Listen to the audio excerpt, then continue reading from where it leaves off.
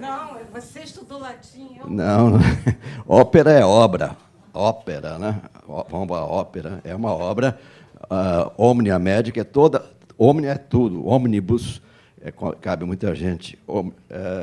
Médica e fisiológica. Então, é toda a obra médica e fisiológica em fisiologia e medicina desse autor. Existe uma tradução, uma versão nova, não sei se você tem, eu tenho, eu ganhei a coletânea nova, que foi publicada na Itália recentemente, que reúne em 3 volumes tudo isso aí. Então, a nossa obra, As Doenças dos Trabalhadores, eu fiz aqui um sumário, um recorte aleatório dos capítulos, mas essa obra tem 54 capítulos, sendo 42 e mais 12 capítulos suplementares. E aqui vocês já observam como era a sistematização, como era a abordagem de Ramazzini. Todos os capítulos se referem às doenças. Ele não elenca uma doença relacionada ao trabalho, linkada, né, relacionada a uma profissão. Ele sempre se refere como às doenças dos mineiros, químicos, pintores, cloaqueiros. E isso, mesmo que na época não se tivesse essa compreensão, mostra que ele já tinha preocupação com a multicausalidade, com o multiefeito no processo de determinação das doenças. Mesmo que na época não se conhecesse determinantes sociais de doença. Ramazzini achava que isso era importante e trouxe para a obra. Ele colocou isso no seu estudo. Ele abordou as doenças dessa forma. Tem ali as doenças dos operários sedentários, que eu me incluo. E o método que Ramazzini usava para abordar essas doenças nesses ofícios. Aí está o foco do trabalho que Fadel e eu desenvolvemos lá nos 2009, que nós nunca deixamos de desenvolver. A cada momento sempre surge uma nova, né, uma nova peça no mosaico. E a gente vai sempre trocando essas ideias.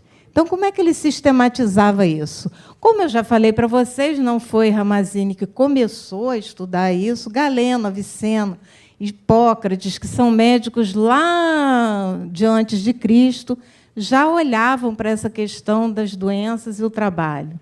Mas foi Ramazzini que sistematizou isso junto com o professor René Mendes nos 1633. Os eixos que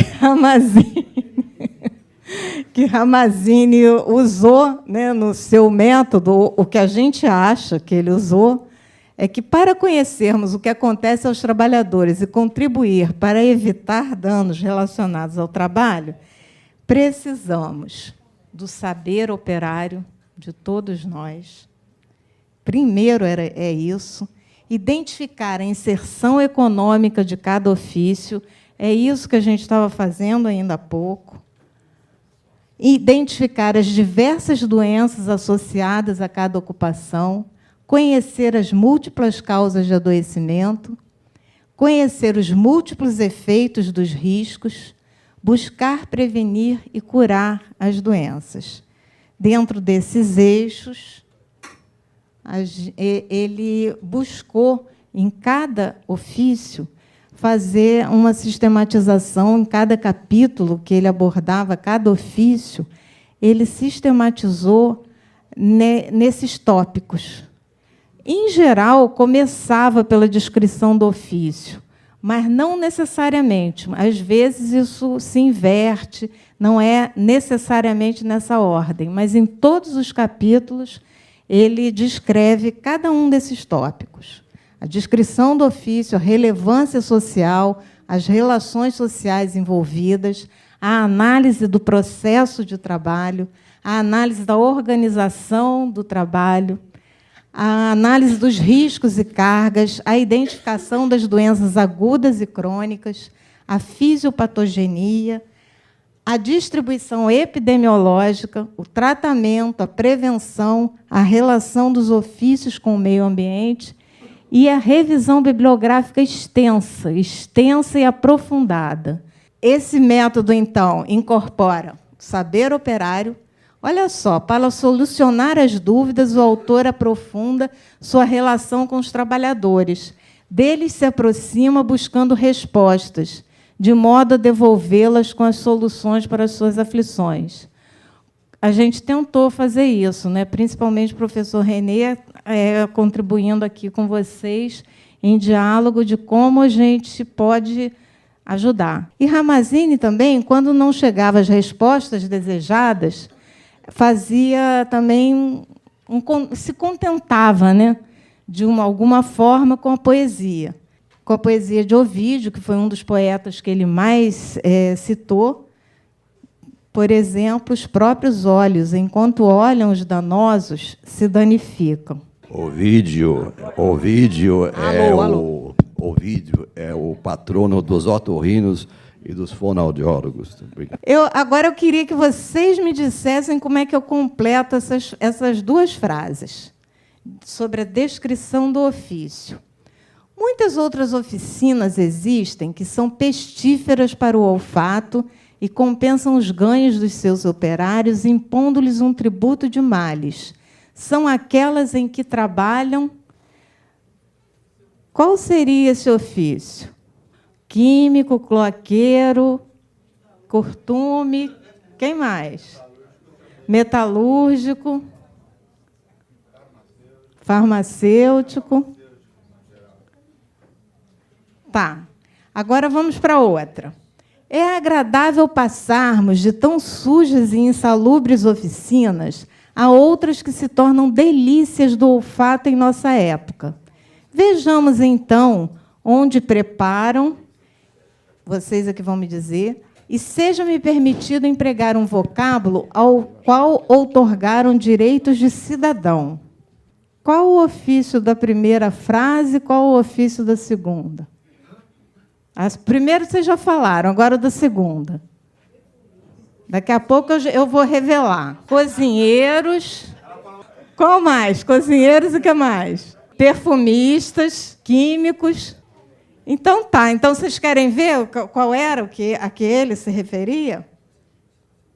Aqui embaixo é a doença dos trabalhadores do fumo. E aqui dos azeiteiros. Curtidores dos queijeiros e de outros ofícios imundos.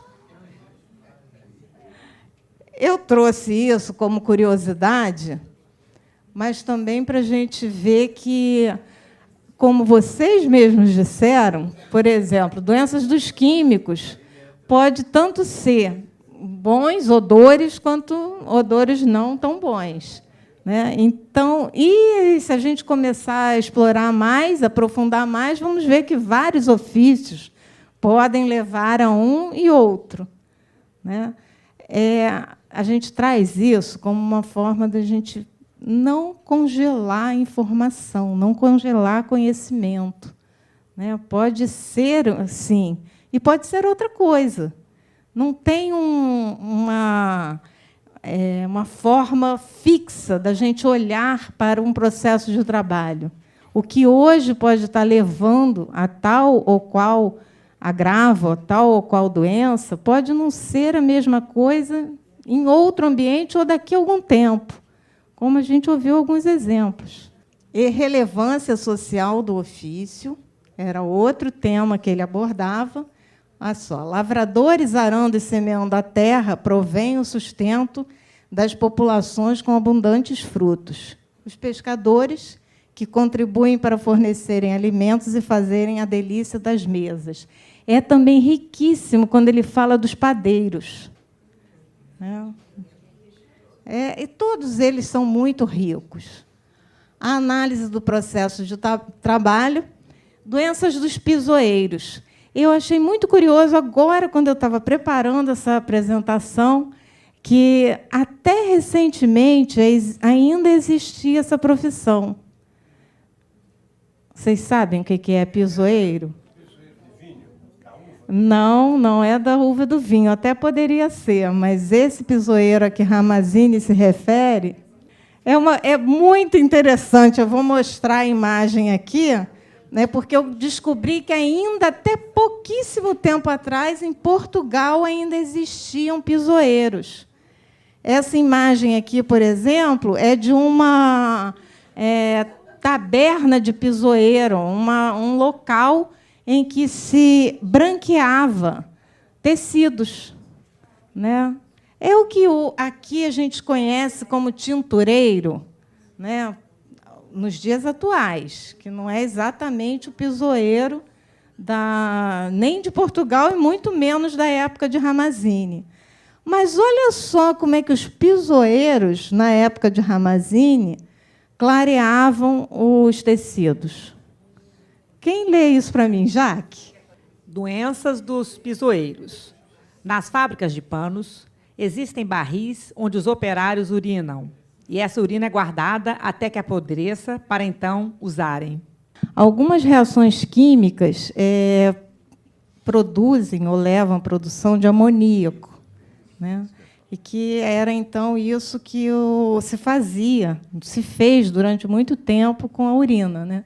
Armazenava-se a urina para a produção de amoníaco, e o amoníaco era utilizado como branqueador. Inclusive, no que pertine essa questão aí dos químicos, tem os jornalistas investigativos e os fotógrafos que utilizam também também trabalham com químicos. Ótimo exemplo, porque a gente vê a substância é a mesma ou é semelhante, mas vão mudando as profissões e vão mudando os processos de trabalho, né? E, é claro, a gente vai precisar olhar os processos no seu detalhamento, que só o trabalhador pode dizer como é que é, para que a gente possa entender quais são as exposições que ele está sofrendo. É o processo, é o ambiente, a organização do trabalho. Bom, a análise do ambiente de trabalho, sobre as doenças dos mineiros, em que ele diferencia minas secas e minas úmidas. Olha o detalhamento. Nas úmidas, que contêm água estagnada, as pernas dos cavouqueiros ficam estragadas. Nas secas, o próprio fogo provoca e põe em movimento as emanações pestíferas da matéria mineral. Aí, olha uma indústria de mercúrio, né, que produz mercúrio ainda hoje. E como é que a gente resolve a questão com o uso de EPI, né? A máscara que não resolve, ou resolve muito pouco. Né? Esses são os cavouqueiros modernos. E aqui as doenças dos cloaqueiros, que foi o que motivou Ramazzini a escrever sua obra. Ele estava na casa dele, assistindo um trabalhador limpar a fossa da casa, né? E essa foto é recente, né, de alguém limpando esgoto na Índia. Né? Essa imagem é de Nova Delhi, em 2012. Não era no século XVII e XVIII, e a gente vê uma situação que possivelmente é pior do que o que se passou lá na época de Ramazzini. Né? Ele, olhando os trabalhadores limparem a fossa da casa dele, observou que os trabalhadores... O que é que ele observou nos trabalhadores? O que vocês acham que Ramazzini ficou assim, muito incomodado quando viu os trabalhadores na casa dele limpando a fossa? Tinham contato direto sem nenhuma precaução. Na época, ainda nem se tinha ideia, né, de germes, de micro-organismos que pudessem causar alguma doença veiculada, né, pelo esgoto, doença fecal oral. Mas ele observou uma outra coisa. Ele observou que os trabalhadores trabalhavam muito rápido, então isso já foi uma observação dele. E aí ele perguntou: por que você está trabalhando tão rápido? Se você trabalhasse mais devagar, não cansaria menos? Não seria melhor para você? Aí o trabalhador vira para ele e diz assim: não, a gente tem que sair daqui rápido, porque a gente chega em casa com os olhos ardendo tanto que a gente não consegue enxergar direito. Se a gente ficar aqui mais tempo, fica cego. Então, não era a preocupação não era o que a gente tem hoje, era o que estava visível para Ramazzini. E, recentemente, eu vi isso num trabalhador na casa da minha mãe. Ele falou e eu vi os olhos vermelhos, injetados. Aí, quando eu vi aquilo, eu disse, meu Deus, como é que ele está trabalhando assim? Aí eu disse, não, sai daí. Ele, mais duas coisinhas, mas o trabalhador disse para ele, você está perguntando isso, ou meio que reclamando que estou trabalhando tão rápido, é porque o senhor nunca esteve aqui embaixo fazendo isso. Era a cloaca de esgoto embaixo da privada, vamos dizer assim, acumulava lá uma semana, 2 semanas. Eu vi isso também no interior do Rio Grande do Sul, onde eu nasci, passava a carroça recolhendo os barris recolhidos daquela mistura de fezes e urina e outras coisas. E amônia. Ele dizia, o senhor nunca desceu aqui para fazer isso. E depois ele explicou ainda a relação dos olhos, explicou, o senhor já viu lá na praça, lá em Módena, o senhor já viu lá na praça aqueles cegos que estão lá pedindo esmolas? Eles são meus companheiros de trabalho, eram meus companheiros de trabalho, eram da minha mesma profissão. E eles ficaram cegos e agora estão lá esmolando. E eu tenho que chegar em casa, fazer uma compressa, ficar num quarto escuro, fazer a compressa úmida, para não acontecer a mesma coisa que aconteceu com os meus companheiros que estão lá na praça hoje cegos. Já se discutiu muito por que ficar cego, mas possivelmente fosse um processo ligado a enxofre. Além do ataque químico, ácido das névoas da amônia, mas o que produz cegueira de verdade é uma cegueira neurotóxica, possivelmente fosse o enxofre, H2S, possivelmente o gás sulfídrico, e o CS2, mas principalmente o H2S, que é neurotóxico também. Então, era uma combinação de irritação com neurotoxicidade. Mas, de qualquer forma, essa fala dele, os meus colegas, meus companheiros de trabalho, estão lá na praça pedindo esmola. Eu não quero ficar como eles, faço isso correndo. Bom, fecho parêntese.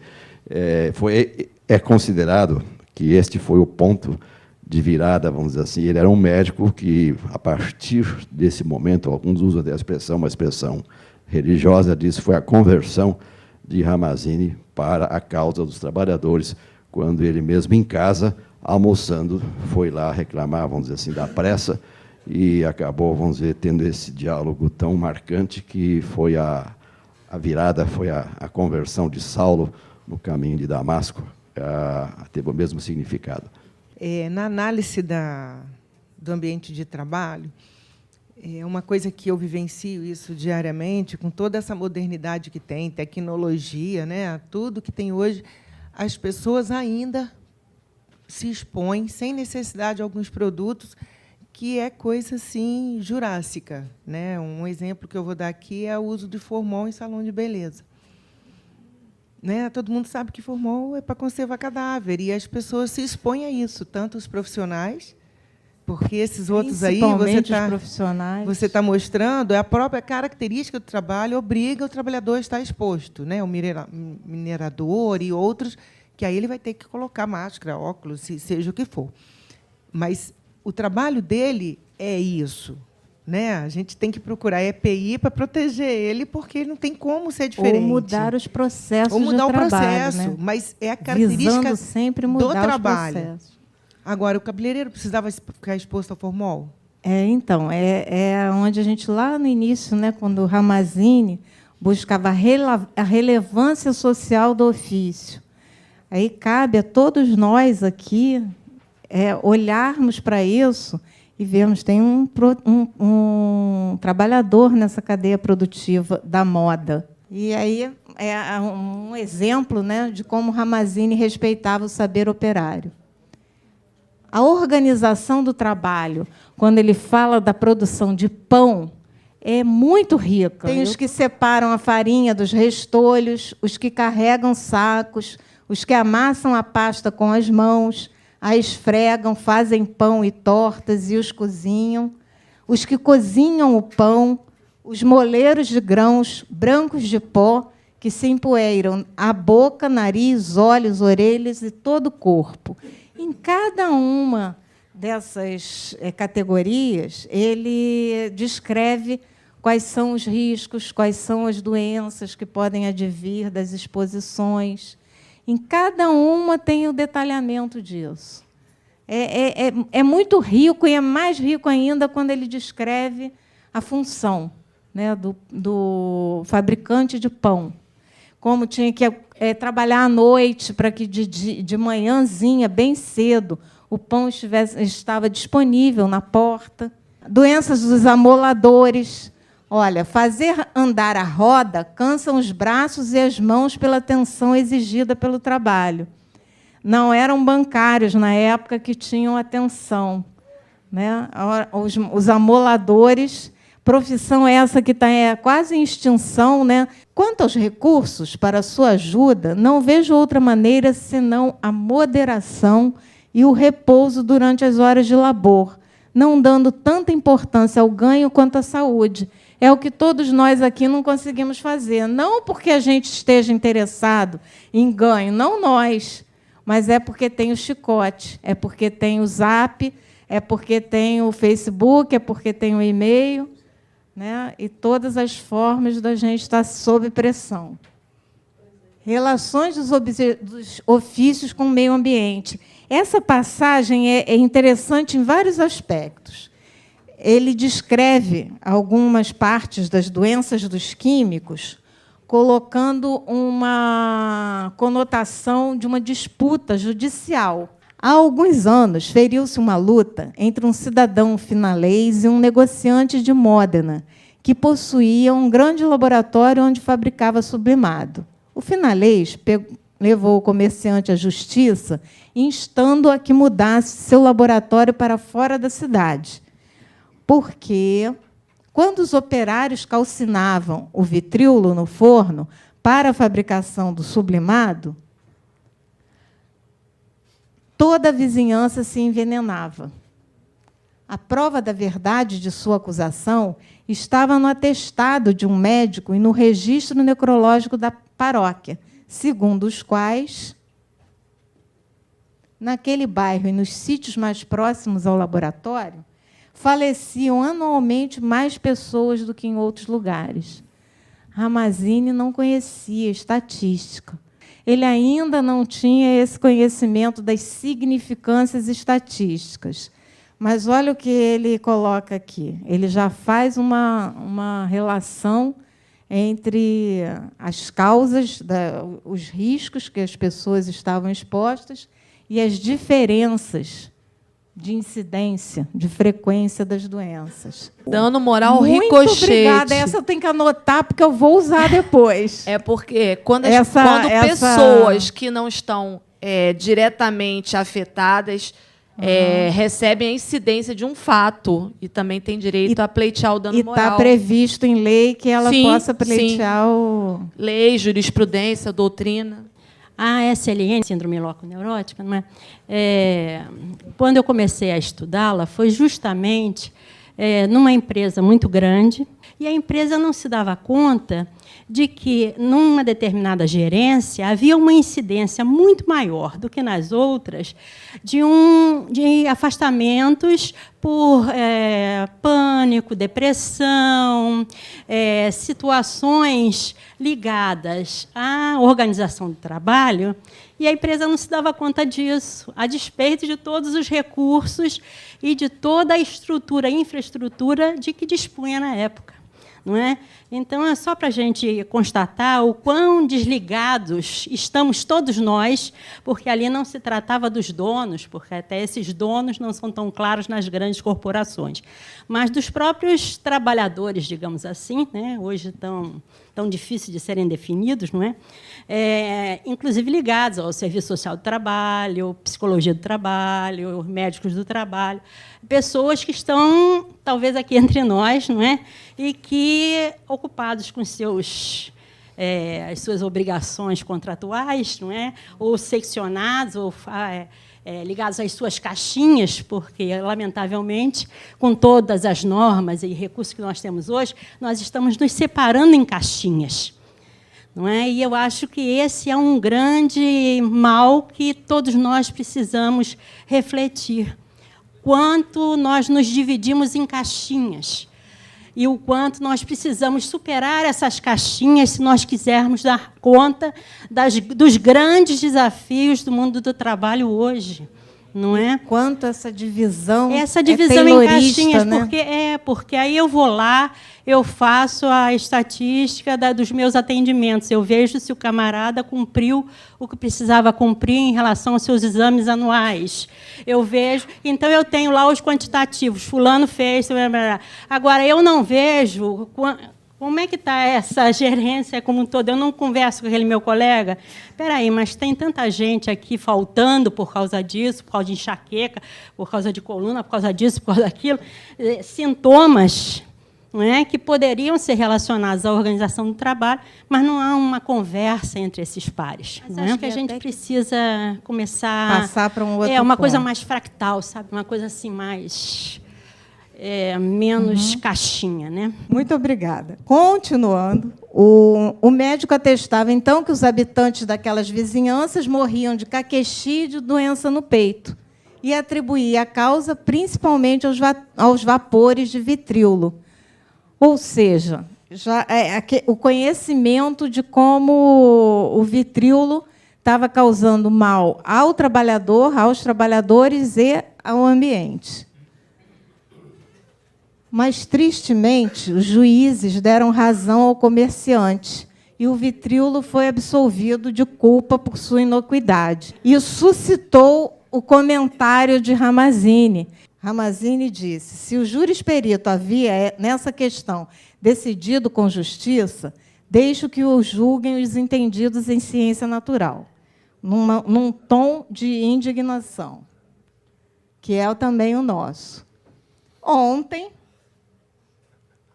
Ramazzini trazia a epidemiologia para ajudar os trabalhadores e as pessoas. A epidemiologia visando a saúde, né? A epidemiologia junto com a indignação. A epidemiologia que sente, que não apenas analisa estatísticas, que não apenas aplica aplicativos, mas uma epidemiologia como a que a gente está fazendo aqui, que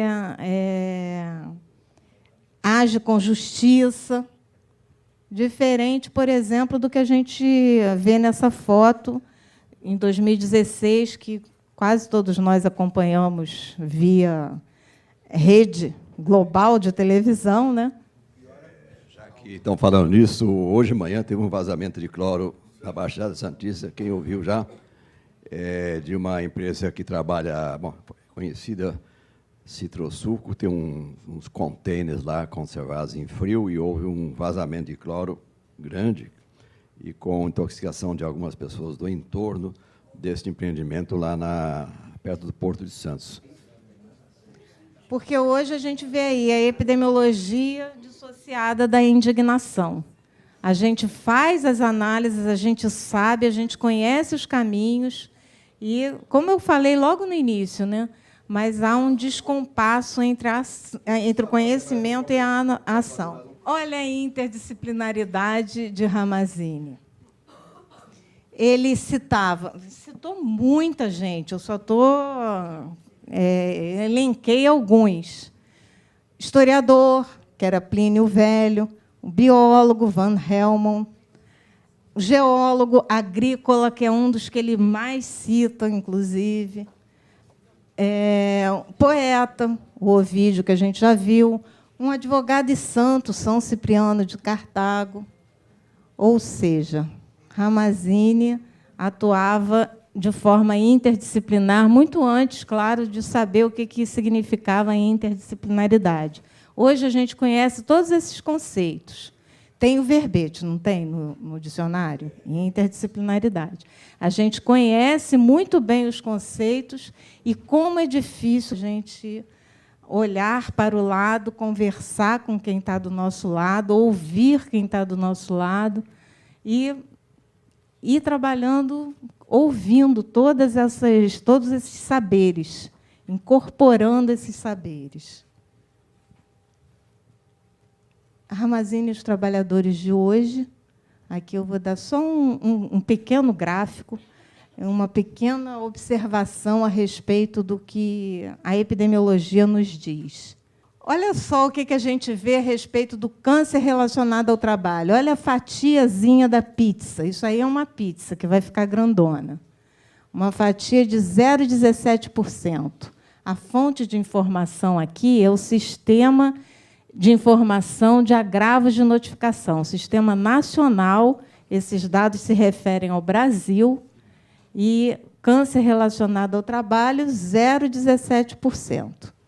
Dermatose, as lesões por ruído, a pneumoconiose, transtorno mental que vocês praticamente denunciaram como importante, um maior problema, que nas variadas categorias estão acontecendo, acidente por material biológico e acidente grave. Agora, vamos olhar para dentro do sistema SINAM, né, que é o Sistema de Agravos de Notificação. Eu estou olhando mais para ele porque eu trabalhei nesse sistema e eu vi por dentro o que acontece. Lá no dado primário, a Débora, aqui presente, sabe que uma das conquistas que me fizeram em relação à saúde do trabalhador foi exatamente trabalhar o SINAM em relação à saúde do trabalhador. Assim nós nos conhecemos. E, olhando para esse sistema, para os formulários desses sistemas, olha a doença osteomuscular, onde está. As intoxicações exógenas até que não estão tão diferentes, mas é muito mais do que isso. Agora não está mais, mas esse acidente ofídico, inclusive, é uma forma de traçar trabalho infantil, porque muitos dos acidentes com animais venenosos acontecem em crianças. Isso é mais uma foto da Marisa, da gente vendo a aplicação de agrotóxico, para a gente se indignar e continuar olhando o nosso sistema. Essa é a ficha de câncer relacionado ao trabalho do SINAM. Olha como é que o caso é definido. O que é definição de caso para esse formulário? São aqueles que a gente deve notificar, os que a notificação deve ser feita. Se não cumprir esses dados, inclusive, esses critérios, o sistema coloca essa doença como... a notificação como um caso descartado, que não era de câncer relacionado ao trabalho. Agora, olha a definição. Diz aí que, para esse instrumento, serão considerados casos confirmados. Agora, eu quero perguntar a vocês que conhecem de perto o câncer relacionado ao trabalho. Um câncer relacionado ao trabalho, por exemplo, por um agrotóxico, acontece assim que a pessoa usou o agrotóxico, no minuto seguinte? Leva 20, 30 anos, né? Às vezes, a pessoa está aposentada, já nem mora mais naquele local, e apresenta um câncer. Vai ser tratada em alguma unidade de saúde e nem lembra mais até de que trabalhou no campo e usou agrotóxico por alguns anos. Então, o que é que eu estou querendo conversar com vocês sobre isso? A definição de caso é que precisa mudar, porque a gente... uma das coisas que a gente precisa mudar, né? Na verdade, precisa mudar não usar agrotóxico. Agora, antes da gente conseguir essa mudança, a gente precisa mostrar que tem dados, porque a epidemiologia exige isso. A gente precisa dizer que agrotóxico é um fator de risco para câncer relacionado ao trabalho. Para isso, a gente precisa de dados. Por esses dados aqui que eu acabei de mostrar, 0,17%, eu jamais vou chegar lá. Ainda que eu pegue dados da Previdência Social, eu também não consigo ver isso. Ainda que eu faça estudos epidemiológicos, eu consigo correlacionar, mas consigo relacionar em amostras. É uma forma, mas se eu não tiver toda a cadeia, né, da informação mostrando isso, vai sempre ser exposto à dúvida. Então, cabe a nós que estamos dentro do sistema de saúde e estamos lutando pela saúde dos trabalhadores, a gente olhar essas definições de caso e fazer modificações nela para que realmente possa revelar a realidade do trabalho, a realidade das doenças dos trabalhadores. Né? É só um exemplo. Existem outras definições de caso nessa mesma linha, que acaba sendo contrária ao que a gente está querendo revelar. É para pensar. Tem um filme americano que retrata bastante esse caso, que é chamado Erin Brockovich. Perfeita sugestão. Erin Brockovich é um docudrama, esse caso é real, é a contaminação por cromo 6. Né? É um filme que é muito representativo, muito simbólico de como as pessoas estão sendo contaminadas e o quanto foi difícil para a advogada. É um filme que vale a pena mesmo todo mundo assistir. Na época de Rhamazine, os que sofrem de afecções cutâneas, como sarna, tinha e mal gálico, tinha e mal gálico vão a banhos e estufas, onde os banhistas os asseiam devidamente com água tépida e, a miúde, aplicam ventosas escarificadas com que retiram abundante sangue, despachando-os depois para seus domicílios, lavados, friccionados, vestidos com roupa limpa. Os banhistas, entregues a seu ofício, como pude observar, são pálidos, amarelados, caquéticos, inchados e ainda portadores de doenças que procuram curar nos outros. Banhistas, nessa época, assim como os iatraliptas ou massagistas, eram os profissionais de saúde da época. Né? Porque o tratamento de saúde, o tratamento das doenças na época, muitos tratamentos passavam por banhos terapêuticos. Aliás, até hoje, né, até mais recentemente, a gente ainda usa os banhos como forma de tratar algumas doenças. Era completamente desconhecido a transmissão de doenças por sangue. Mas foi a observação de Rhamazine que eu achei interessante destacar e trazer para vocês. Nada se sabia a respeito de micro-organismos, nada se sabia de transmissão de doenças por sangue, mas ele fez uma observação, um estudo observacional, de que as pessoas que tratavam de doentes nesses banhos, e com massagens e com os tratamentos da época, né, as sangrias e as ventosas, adquiriam doenças semelhantes a quem estava ali para se tratar e se curar. Essa observação, que a gente hoje muitas vezes passa batido por ela, em parte porque o meio acadêmico, o meio científico, acaba achando que hipóteses que não passaram por estudos epidemiológicos criteriosos, amostrais, caso-controle, coorte, e todos os Q-quadrados e P-valor, não têm valor como uma nova hipótese a ser investigada. E a gente acaba deixando isso de lado, passando adiante. Não, aí não tem, não é assim que pega, não é assim que transmite. E vai deixando passar. E passam-se 20, 30, 40 anos.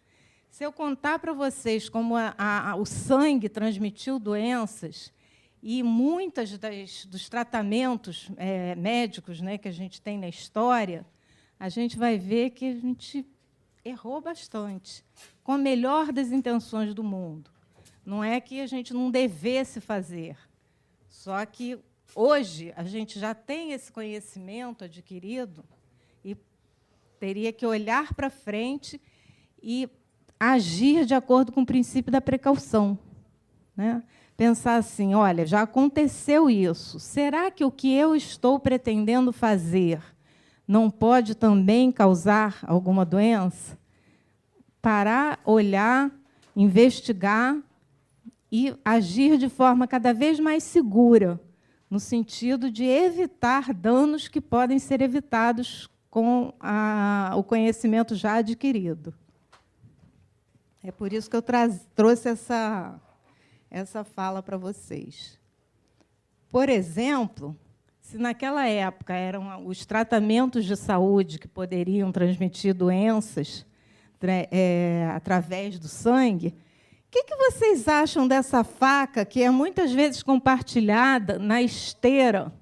Né? Aí eu tenho que perguntar a quem trabalha na indústria de produção de alimentos como essa. Isso aí eu só congelei a imagem do filme Carne e Osso, que é uma imagem que a gente sabe que passa tudo rapidinho, e aquela faquinha afiada cortando partes de um frango, de carnes em geral. Desossando uma coxa, 24 movimentos em 15 segundos. Né? Será que essa faca, que pode cortar e corta com razoável frequência, se a gente olhar os dados de acidentes que ferem o dedo e as mãos, isso vai mais além. Será que isso não pode também estar transmitindo algumas doenças? E eu não estou falando isso para a gente sair procurando quem é que se feriu e quem é que vai contaminar quem. Eu estou falando isso para olhar para o processo de trabalho. 24 coxas, movimentos em 15 segundos. Isso é humano? Isso é humano? Isso é trabalho de gente? Essa parte eu vou deixar com o Renê, mas isso é trabalho de gente? Né? Mudou aonde? Mudou o local onde pode estar acontecendo lesão e transmissão de doença. Acidentes de trabalho. 317 anos depois de Ramazzini, patamar de acidente de trabalho em 2014. 704 mil. É no Vero Peso, a imagem ao fundo da Marisa. É no mercado Vero Peso. Só os conhecidos, só os notificados. Isso é da Previdência, tá? Também existe a subnotificação, mas é menos do que no Sinan. Mas também existe. Aí mais uma imagem mostrando não só o acidente em si, mas a consequência, a incapacidade permanente, 13.400 incapacitados, mortes, 2.900, 2.800, em 2014. E o nosso Ramazzini perguntando, ele ficou tão mobilizado que saiu do túmulo, perguntando por que ainda, em 2014, ainda se acidentavam tantos. 317 anos depois dele ter escrito todo o tratado, e em 1919 a gente tinha já legislação para indenização por acidente de trabalho. Aí mais uma imagem da indignação. Esse texto é do próprio boletim, é uma imagem da Marisa. Do percurso da humanidade se extrai a matéria histórica que a dialética deslindará. Caminhou a humanidade pelo trilho imposto por sucessivas forças de dominação, não para conferir mais correção ao rumo, mas para extrair da força subordinada a humilhação, a escravidão, a infâmia da servidão humana. Essa lista é só uma pequena lista, porque existem mais de 10 classificações e sistematizações sobre o adoecimento e morte no trabalho. E, ainda assim, a gente não consegue conhecer e atuar, e agir. Como eu já falei isso, não vou continuar, não vou repetir mais, não. Mas falta muito diálogo entre os nossos sistemas de informação. Principalmente falta diálogo. E não adianta dizer que é porque a gente não tem recursos, porque a Receita Federal tem muito recurso. A gente é que não consegue esses recursos para tratar da saúde dos trabalhadores. Um dos motivos para essa dificuldade nas informações inclusive, de elencar relações de riscos, de exposições e de perigos associando ao trabalho, aos processos de trabalho, está aqui na nossa ficha do SINAM, aquela que a gente falou mais cedo em relação à definição de caso. Agora, olha, a ocupação, que é um dado do caminhar à vida, um dado de identificação das pessoas, na nossa ficha do SINAM e em outros formulários dos sistemas de informação, ela está como dado complementar, não está como um dado de identificação principal das pessoas. Olha onde fica a ocupação.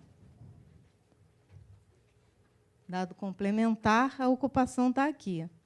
E, mais uma vez, Ramazzini reclama, porque ele diz que a ocupação como é um campo complementar das fichas, a saúde e o trabalho são condições centrais no modo de andar a vida. Isso ele já tinha estabelecido lá nos 1700. A vigilância em saúde. Porque o que acontece quando a gente não tem a ocupação? Não está no dado principal da ficha. Quando vai a notificação, a ocupação não é preenchida no sistema. Para que a gente fique conhecendo, tem que investigar o caso. Como sempre é difícil investigar casos, porque falta uma porção de coisas para os serestes, para as vigilâncias, a gente acaba não sabendo. O problema é justamente o CBO, né? Na categoria a qual eu fiz parte até o ano retrasado, eu trabalhei no setor químico, né? Eu trabalhava numa empresa da indústria plástica, a trabalhadora é auxiliar de produção, o CBO dela pareceu que ela trabalhava no porto, é só isso. Dentro de uma empresa, iniciativa privada, mas na hora que você ia ver, cruzar a informação, chega na Previdência, como o Reni Mendes falou, na hora que você cruza a informação, não tem nada a ver. Trabalha no comércio, vai ver o CBO de bancário e vice-versa. Esse que é o grande problema. Mas essa colocação é ultra pertinente. A CBO é um dos problemas. Outro problema é que os formulários são complicados, né, no sentido de que você preenche, o sistema bloqueia, aí você vai e preenche com qualquer coisa, só para enganar o sistema. Não há uma revisão da qualidade muito adequada, e por aí vai. E agora, para ir encerrando, agora realmente só faltam 2 slides, eu queria que o professor Renato deixasse para a gente o legado de Ramazzini. Enquanto exercia a minha profissão de médico, fiz frequentes observações, pelo que resolvi, no limite de minhas forças, escrever um tratado sobre as doenças dos operários. Ninguém, que eu saiba, pôs o pé nesse campo. Publico essa obra imperfeita na íntima intenção de que sirva de estímulo aos outros que nela colaborem, até que se possa obter um completo tratado que mereça um lugar digno no foro médico.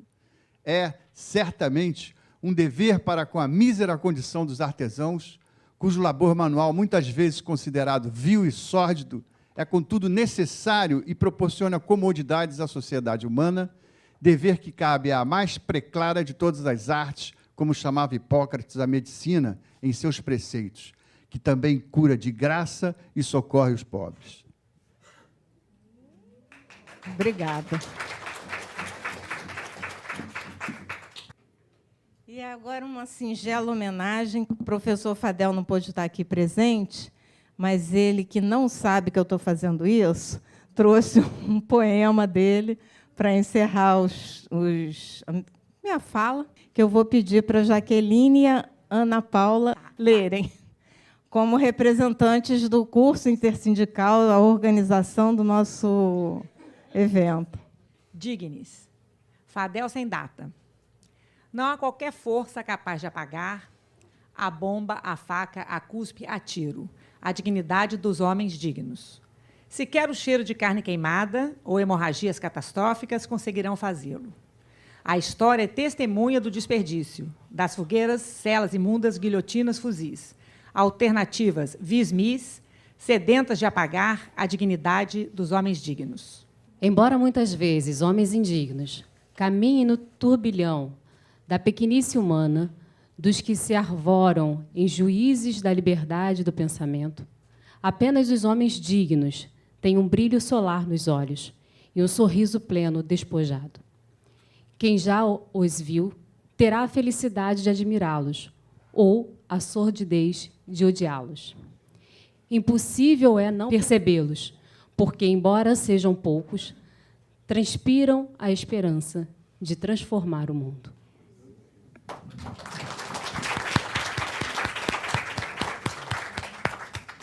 Muito obrigada, e à tarde a gente volta.